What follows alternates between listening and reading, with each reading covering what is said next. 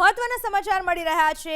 આરબીઆઈએ repo રેટમાં ઘટાડો કર્યો હોવાના સમાચાર મળી રહ્યા છે, જેના પરિણામે લોનની રકમમાં ઈએમઆઈની રકમમાં ઘટાડો થઈ શકે છે। આરબીઆઈએ રેપો રેટમાં ઘટાડો કર્યો છે। રેપો રેટ ઘટાડીને 5.25% કરવામાં આવ્યો છે।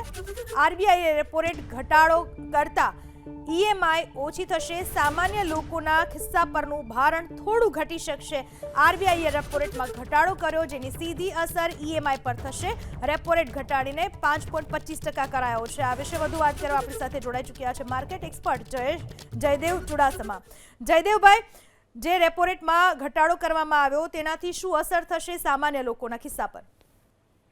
બિલકુલ, કરંટ કેલેન્ડર યરની વાત કરવા જઈએ તો આ ત્રીજી વખત રેપો રેટમાં ઘટાડો કરવામાં આવ્યો છે અને ઓવરઓલ જોવા જઈએ તો કરંટ કેલેન્ડર યરમાં 1.25% સુધીનો વ્યાજ દરમાં ઘટાડો કર્યો છે, જે ખૂબ જ મોટી વાત ગણી શકાય।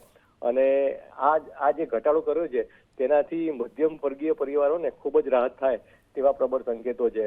અને જે રીતે તાજેતરમાં ફુગાવાનો દર ઘટીને આવ્યો હતો અને આઈઆઈપીના ડેટા પ્રમાણમાં થોડાક નબળા આવ્યા હતા, તો તેને લઈને એવી શક્યતા હતી જ કે આગામી સમયમાં આરબીઆઈની જે ક્રેડિટ પોલિસી આવશે તેમાં એક અચૂક રેટ કટ આવશે અને અપેક્ષા પ્રમાણે જ આજે રેપો રેટમાં ઘટાડો કરવામાં આવ્યો છે, તો તેને ભારતીય અર્થતંત્ર અને ભારતીય સ્ટોક માર્કેટમાં તેની સાનુકૂળ અસર જોવા મળશે।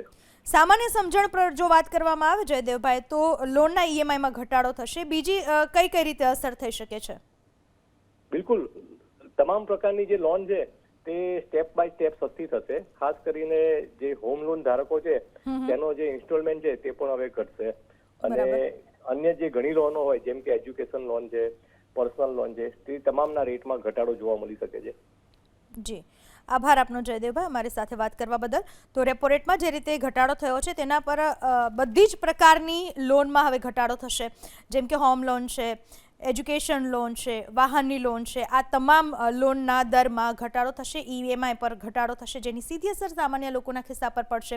ફુગાવાનો દર પણ તાજેતરમાં ઘટીને આવ્યો હતો, એટલે કે માર્કેટ માટે પોઝિટિવ સંકેત કહી શકાય।